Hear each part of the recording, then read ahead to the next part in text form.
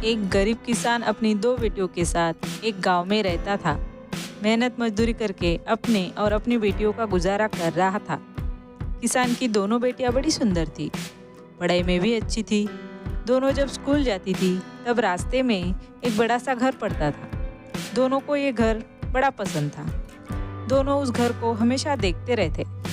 उस घर में एक साहूकार रहता था। साहूकार के मन में बड़ी बेटी भाग गई थी।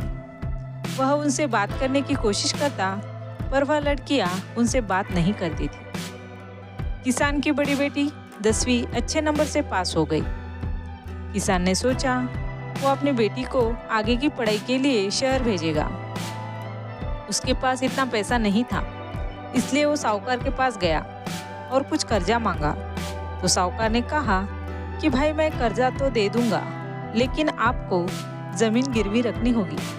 फिर किसान ने अपनी जमीन गिरवी रखी और साहूकार से पैसे लिए। कुछ दिनों बाद साहूकार अपने पैसे मांगने आया तो किसान ने कहा कि मेरी बेटी की नौकरी लग जाए, उसके बाद आपका पैसा लौटा दूंगा। लेकिन साहूकार ने कहा कि पैसे तो मुझे 15 दिन में ही चाहिए। फिर साहूकार ने कहा एक रास्ता है जिससे मेरा कर्जा चुकता हो जाएगा। यह सुन के किसान के चेहरे पे मुस्कान आ गई और उसने पूछा कौन सा रास्ता है मालिक? साहूकार ने कहा कि अपनी बेटी की शादी मुझसे करवा दो। किसान को बहुत गुस्सा आया और उसने तुरंत मना करते हुए कहा कि ये क्या कह रहे हो आप?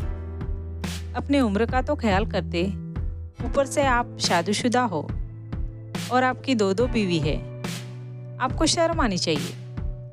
साहूकार को बहुत गुस्सा आया और उसने कहा मंजूर नहीं है तो जल्दी से मेरे पैसे लौटा दो।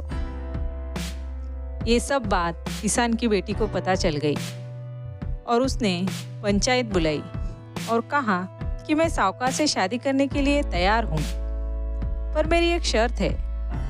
साहूकार ने कहा मुझे मंजूर है, शर्त बताओ। फिर लड़की ने कहा आपके और मेरे बीच एक खेल होगा। साहूकार ने तुरंत ही हाँ कर दी। साहूकार ने अपने आप से कहा खेल तो मैं ही जीतूंगा। फिर लड़की ने कहा 2 चिट्ठी होगी, जिसमें से एक चिट्ठी में मेरा नाम होगा और दूसरी खाली होगी। नाम वाली चिट्ठी आएगी तो मैं आपसे शादी करूंगी, और खाली आई तो आपको मेरे पापा का कर्जा माफ करना होगा। साहूकार ने चिट्ठी लिखने को कहा और दोनों चिट्ठी पे लड़की का नाम लिखवाया।